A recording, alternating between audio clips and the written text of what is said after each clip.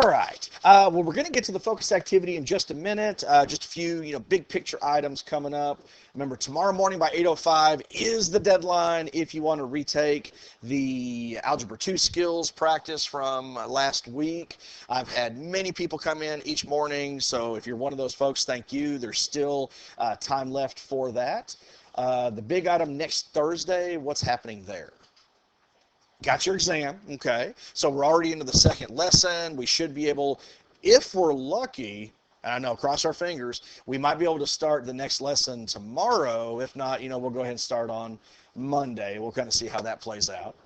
But as far as tomorrow goes, we should be able to come in. I'll be able to pass back your papers. If you have any questions on the quiz, we'll finish up the lesson. Or depending on the amount of time, we may just go ahead and work on, our assignment with whatever time we have remaining. In fact, when's that assignment due? It is due on Monday. Okay, so we could probably do like we did last time. Let's see, what else we got going on? How many drills do you have next week? There are 3. Remember, on Tuesday, you got a fire drill during first period. Okay. On Wednesday, you've got 2. The first one's during fourth period, and it is a lock out. Okay, the locked out is during fourth, and the lock down is during 7th period. Sucker? If you're at the ATC during those periods? Now, will you be here going to the ATC, or will you already be there? They should have their own procedures for those. They should lock down the establishment, or, depending on where you are at the ATC in a particular room, they should hopefully already have talked to you about some kind of scenario like that. Have they done so? Okay, maybe, ask your 7th period teacher, because that's definitely the most important of the 2. The lockout is when it's business as usual. So the good news is we keep doing math, there's always a bright side. That glass is half full. All right, well, let's take a look at example 1 here. This is called a compound inequality. Now, that means you've got an expression where you either have, some term or value is less than another, which in turn is less than another. Okay, a compound inequality. They're always joined as an intersection. So the way you want to solve these is you're going to break it up using the middle.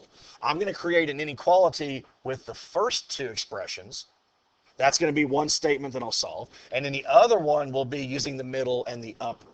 Okay, so I'm going to go ahead and say x minus 4 is less than 5x plus 2, and, or you can put, the upside down capital U, whatever you prefer, 5x plus 2 is less than 7x minus 3.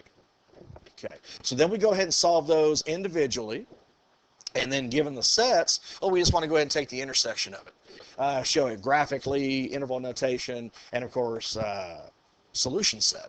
So this here, you could start anywhere you'd like, any of the terms, x, negative 4, 5x, or 2. What would you guys prefer? 5x. Okay, so let's go ahead and move the 5x over. And I'm actually glad somebody did it while I'm recording. Because if I'm going to do that, I'm going to subtract 5x over, minus 5x. Now, just to save time and space, I'm going to go ahead and get rid of this constant at the same time. Because you'll notice those are out, so I'm collecting my x's over here, right? So I'm going to go ahead and add the 4, add the 4. So it looks like I have a negative 4x is less than 6. Okay. So nobody's done this today. Everybody's always told me to move the first x, but I'm really glad you told me to move the 5x, because this brings up a rule that people can sometimes forget with inequalities. I'm about to divide by a what? A negative. When you divide or multiply an inequality by a negative, what happens? That symbol reverses itself. That's exactly right. So negative 6/4, I'll go ahead and simplify that to a negative 3/2. Or if you want to say negative 1.5, perfectly okay with that. Okay. All right, so we are good to go on that first one. Now let's turn our attention to the second. Which term should I move? 105? Okay. Let's move that one. So I'm going to subtract the 5x. And I'm going to do the same thing I did over here. Since I'm collecting my x's and I'm going to get 2 of them, I'm going to go ahead and add the 3. Let's go ahead and combine my constants. So my opposites cancel. 7x minus 5x, 2x. We got the less than and 5. Okay. Now this is going to give me 5 halves is less than x, right? Okay. Now this is just a preference of mine. You don't have to do this. When I was working through these and learning it way, way, way back in the day, well, not too far back, right? Of course, of course. I always like to go ahead and write it where the variable comes first. So I'm going to go ahead and say x is, if I can write today, greater than, I bet that sounds good on the recording when I go, okay. But I'm going to go ahead and say x greater than 5 halves.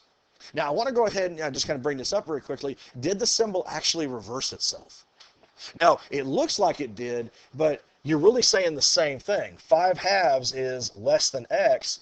X is greater than 5 halves. See, the arrow is still pointing towards the smaller of the two values. Okay, so it only truly reverses when you add or multiply or divide by a negative. All right, so now I've got my two sets. Now I want to go ahead and find the intersection. And let's start graphically. So let's see what my number line is going to look like. Okay, so here's my number line. The two values of interest, negative 3 halves, 5 halves. Open or closed? Open. Okay, because they're strictly greater than. Now, again, this is something that I am in the habit of doing. If you like it, fantastic. Okay, if you feel you want to go straight to your final shaded answer, please feel free to do so. But the negative 3 halves is not included, and I want everything larger than it. So I would shade to the right. With the 5 halves, same thing, not included, and I would shade to the right. But now, what does the intersection mean? Does that mean I want to combine the two sets, or I just want what each set has in common? There you go. The overlap, what they share, what they have in common is the intersection. So I'm going to start shading this guy where? At the 5 halves. But the 5 halves is not going to be included. So it looks something like that. Okay. So there is the answer to the problem. Okay, I'm looking for all values of x that'll make this and this one true at the same time. Okay. So now I want to show that same answer as interval notation. Okay. So I'm going to go ahead and put my comma here. So what's the lowest value in this set? 5 halves. Okay, because he starts the shading. And then we're going how far? To infinity. Now remember, interval notation uses parentheses and brackets. A parentheses is if it doesn't include the value. So we'll never include infinity. And because this was strictly greater than an open circle, we'll put a parentheses there. Okay. And what you should notice, if you're looking at them one right after the other, this graph is telling me everything larger than 5 halves. Well, this interval notation is telling me the exact same thing. What was the last type? What kind of set was it? Started with an S? Solution set. Okay. This is where we're going to say all values of x. What's that? 2-word phrase? Such that. There we go. Now here I'm going to go ahead and draw the vertical segment. Colon is just as acceptable. Okay. Perfectly fine. But in a solution set, this is where you go ahead and use your less than or greater than values to give the same answer. So since we're looking for everything larger than 5 halves, I'm going to say x greater than 5 halves. Okay. All right. How we doing? Okay. Any questions? Now, the first one, maybe not, depending on if you remembered it. You were able to begin and solve the problem. How many people found it easier to go ahead and start the second problem because of what we'd seen previously? So a few folks? Okay, we'll get there. Okay. So speaking of number 2, let's take a look. All right. Now this one here, again, we have 2 inequalities, but what do I want to do with them? Take the union. Okay. So once I simplify these inequalities individually, then I want to combine everything I have. Now this is very, very similar to the first inequality, except for the sign. It's a -2. But you'll notice changing something as simple as a sign can completely change your answer. Okay, so where would you like me to start? X, -4, 5, x, or -2? 5x. So I'm going to go ahead, subtract the 5x from both sides. Okay. Now, those opposites are going to cancel. All right. Just like we did before, why don't I go ahead and combine the constants? So I'm going to go ahead and add the 4. So over here, I have negative 4x, opposites cancel, is less than 2. And what's about to happen? I am dividing by a negative. So that symbol reverses itself. I now have x is greater than a negative 1/2. Now, I've encouraged you before, this next one is just a two-step inequality. I would move the constant over, divide by the coefficient. Can anybody tell me it's got to be x greater than what? 1. There we go. Does anybody want me to write out those steps? Okay, let me write those out. So let's see. If I'm going to first find out 5x is greater than what, I'm going to go ahead and subtract the 2. Okay. And then those cancel out. So 5x is greater than 5 because of the 7 minus 2. And now to undo the multiplication, we go ahead and divide. There we go. And that's where we end up with the x greater than 1. So now with these two sets, I want to take the union. And what was the word I used to describe that? The marriage. So I'm going to take everything from both and just combine them into one brand new set. Okay, well, let's see here. We have a negative 1/2. We have a positive 1. Now, same as before, neither of the beginning values belong to their set, and we want greater than both. So it's not included, greater than. Not included, greater than. But if I know it's a union now, where am I going to start shading? The negative 1/2. I want to combine the two, use all the answers. But the negative 1/2 will still not be included. Okay. And was I correct to go ahead and shade through the 1? Even though the 1 set he doesn't belong to? Why is that okay? There you go. He does belong to the other set. Remember, we're combining them. Perfect. Perfect. Okay. So what would this look like, Kelly, as an interval notation?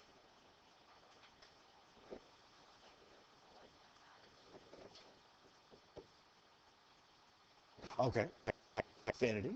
And then we'll parentheses and parentheses. Perfect. Again, they're saying the same thing. They should look very similar to each other. Okay. And let's see here. Nathaniel, help me out with the solution set. So remember, this is all x such that, now how would I show this, the graph or the interval notation, with like a less than greater than? What would it be?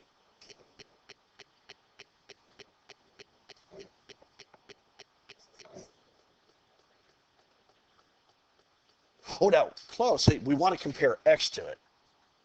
Okay. So think about it, Nathaniel. We want all values bigger than what number? Negative 1/2. Okay, negative 1/2. So I'm going to go ahead and say x is greater than, less than? Greater than. There we go. So that's the version we use in the solution set. There we go. Okay, nice. Anybody get that second one done before we started? Anybody get close? No? That's okay. That's okay.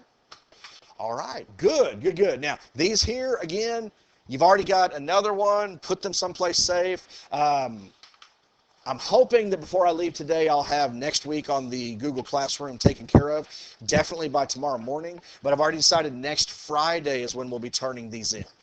At that point, you'll have 4 of them. Okay, turn in all 4, boom, got 100. Easy, easy, easy. Okay, well, let's see here. What were we talking about yesterday? Well, we started off with a lot of vocabulary, okay, all these terms here. Now, we haven't been able to really talk about everything in detail just yet. We did talk about domain and range, and we're going to get more practice on that. We had function notation. We talked about the difference between implicit and explicit forms. Explicit meaning that you want to solve your equation for a variable. And typically we like y equals. So we did that for these 3 problems. Then we sketched them, and we used the vertical line test to tell me if these relations were functions or not. Okay, we finished up with this rational right here. And then, how far did we get with number 3? Okay, so we did A and B. Okay, so we were able to at least get going on it. Okay, so let's go ahead and talk about increasing and decreasing. So when you're looking at a graph, you always want to view it from left to right. We always want to go from the smaller values to the larger values. So when we're asking if a graph falls or decreases, if it rises or increases, you're looking at the pattern of the graph itself, the y values. Is it, falling to the right? Is it rising to the right? Or the y values staying the same?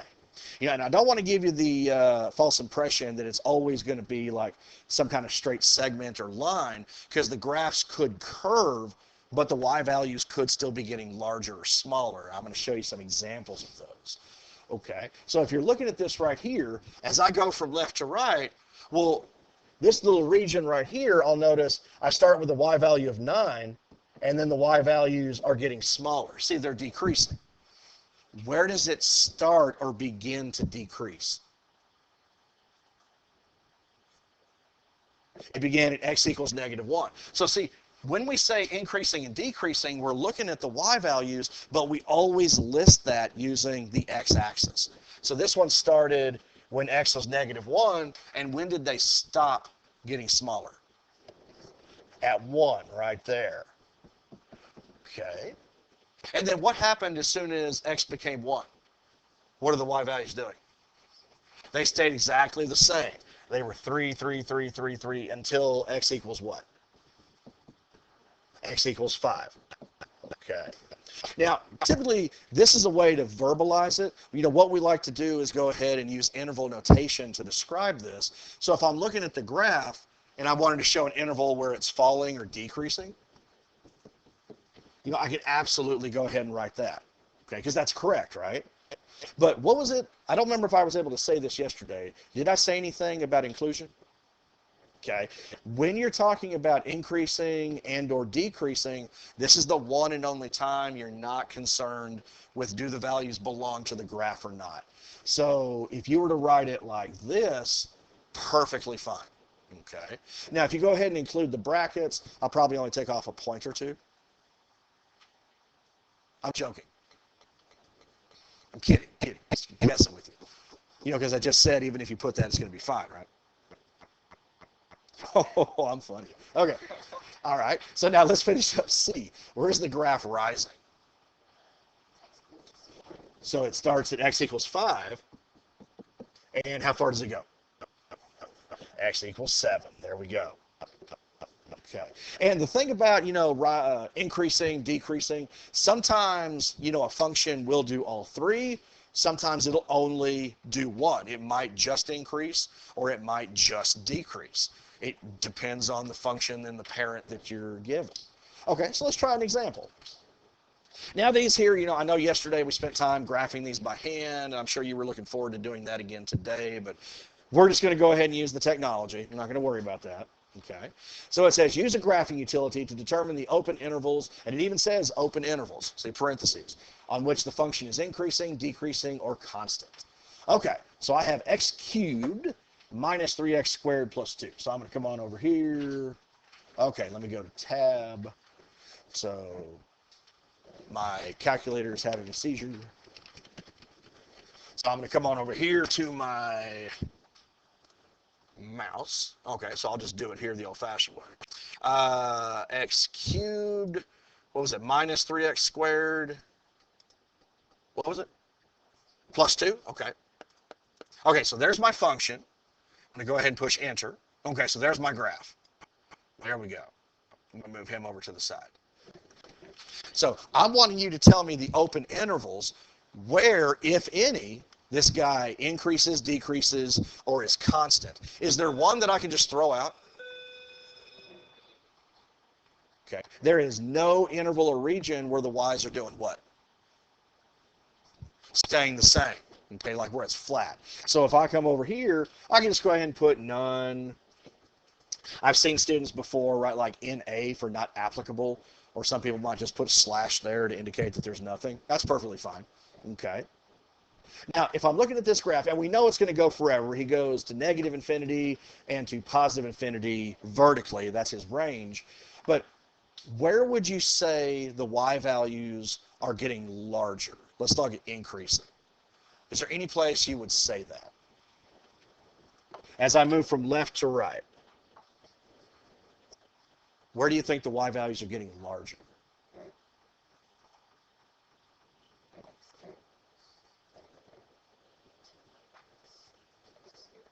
Okay, so Grace says from negative infinity to 0. I would agree with that because you'll notice as we go down to negative infinity, the y values are getting smaller. So if I'm coming in from the left, if I'm climbing,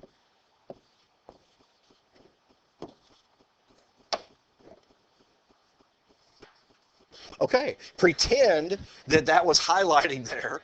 So we're coming in from negative infinity, and let me see if I can maybe show it with a mouse because I'm recording it. So if I'm coming up from negative infinity all the way up here, see the y values are constantly getting larger, but what happens right here? They start to what? They start to decrease. So this is one interval right here. I can go ahead and say it does increase from negative infinity to 0. Remember, we use the x-axis to tell us where that happens. Okay, so from negative infinity to 0. And this one, he also has what? Is there also another place where he increases? Where does it start? Let's see if it'll let me do it this time. Dadgummit. It's not letting me draw it. I love technology. Okay, so you'll notice right here when x is 2, these y values, they start to climb. Okay, so I can also say it goes from 2 to what? 2 to positive infinity. Now this one is the first of its type that we've seen. There's actually multiple intervals where it's increasing. What would I put between the intervals if I have more than one? A U. I'd put a union. That's right. So where is it increasing? Well, he's increasing here or here. Okay, these intervals. Is there any place where he's decreasing? Yeah, right there in the middle. Okay. He's decreasing from 0 to 2. Remember, we're looking at it horizontally. Okay, from 0 to 2. Okay, perfect. Perfect, perfect. All right, so why don't we go ahead and do this?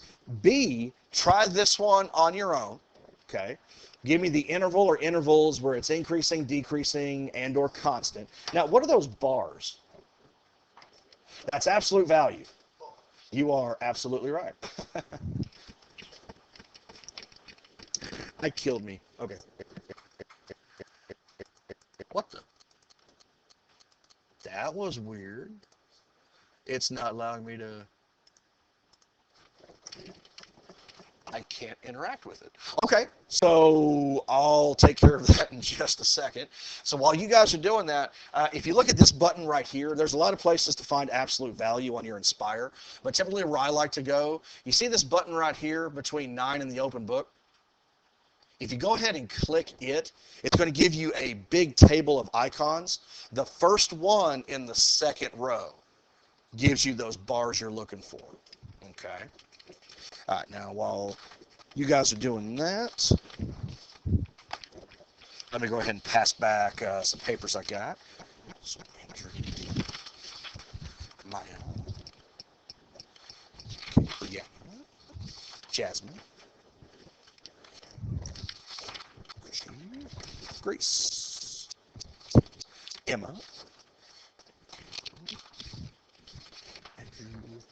and Brianna. Oh, and if anybody did have the homework we turned in yesterday, you still wanted to turn that in, you can go ahead and do so. All right, let me see if I can. That's weird. Maybe if let me try shutting it down.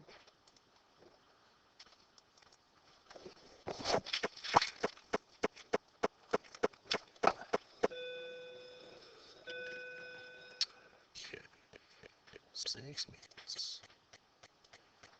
Okay, so it's letting me do it again. Okay, so this is what I was going to show you. This button right here between 9 and the catalog. Bless you. The first icon in the second row, that's your absolute value. And I don't have the paper in front of me. What was the expression? X what? X plus 2. Get out of there, then plus. Okay, then we have another absolute value. X minus 1. And then one at minus 2. Okay. All right, so that right? Okay, so this is the graph we should be getting. Okay. All right. So this one definitely does all three, right? Okay. So where, let's start with Brianna. Where, if any, does this graph increase? There you go. Starting at 1, goes up to infinity. Okay, so I'm going to come on over here. Whoop. Okay, so 1 to infinity. And I'll just go ahead and leave it right here. Let's see. Emma, where does it decrease? Negative infinity to negative 2. Okay, negative infinity to negative 2. And Tucker, finish us out. Where does it remain constant? Oh, wasn't able to do it? Okay. Christy, help me out. Negative 2 to 1. There we go. Okay. We look for where the graph is rising or falling. Okay. But we label that using the x-axis, those intervals. Okay. How's everybody? Good? Okay. Well, this is the last concept for today. This is as far as everybody else is getting. Relative minimum and maximum values. So when you see those words minimum and maximum, we're talking about the y values, elements of the range. Now it says for any function f, if there exists an interval x1 to x2 that contains c, so that for all x not equal to c in the interval, okay, number 1, then f has a local maximum at c when f of c is greater than f of x. And f of c is called a relative or a local maximum of f. I love mathematical definitions. They're as clear as mud, right? How many people actually understood what I said? That's fine. That's fine. It takes a little bit. You know, it's one of those things, you just got to look at it. So let me break it down. This graph here, they didn't do a really good job of showing it, but let's pretend these ends, they just continue forever beyond what we see. So let's say it does go up to positive infinity and it goes down to negative infinity, right? Okay. So here's my question. This point right here, let's go ahead and take a look at him as xy. Okay. When we're thinking of minimum and maximum, we're always thinking of the y value. Okay. So looking at this graph and doing, you know, what I say it does, will that y value in particular be the largest y the entire graph has? No, because this guy goes forever, right? So this is what the rule is saying. Okay, so he's not the largest y overall, but what if I took that point and I put him in an interval? I just chose values of x from x sub 1 to x sub 2 and said, okay, now on this interval between those x's, is it the largest y? Yes, that's what the rule is saying. Okay. I always like to think of the maxes and minimums in terms of peaks and valleys. Okay, it makes it really easy if you think about it in terms like that. So these right here, this one as well as this one, those are what we refer to as relative maximums. Okay. So by the same token, if I were to go ahead and choose this point right here, so again, it's just some coordinate xy, right? That y value is at the smallest y the entire graph has. No, because this guy definitely goes down to negative infinity, right? So this is what number 2 is saying. Okay, so if it's not the smallest value overall, well, why don't I choose an interval? I choose some values of x, okay, just like before. Now, on that given interval, is that the smallest y value? Yes, that's what we refer to as a relative minimum. Okay, it's not the overall smallest y value, but in that interval he is. So we call those relative minimums.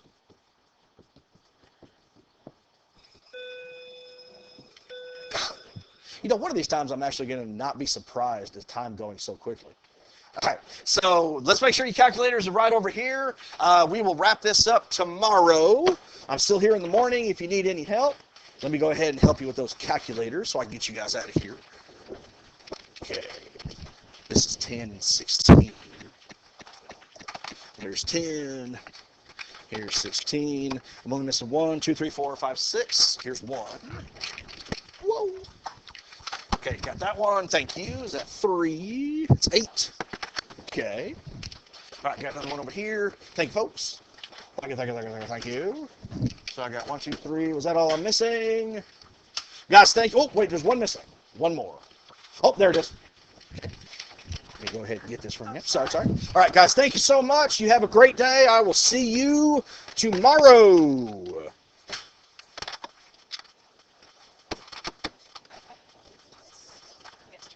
Oh, thank you. Okay. Bye. I am. Say hi, Tucker. Hello. Yeah. Okay, let me shut that down.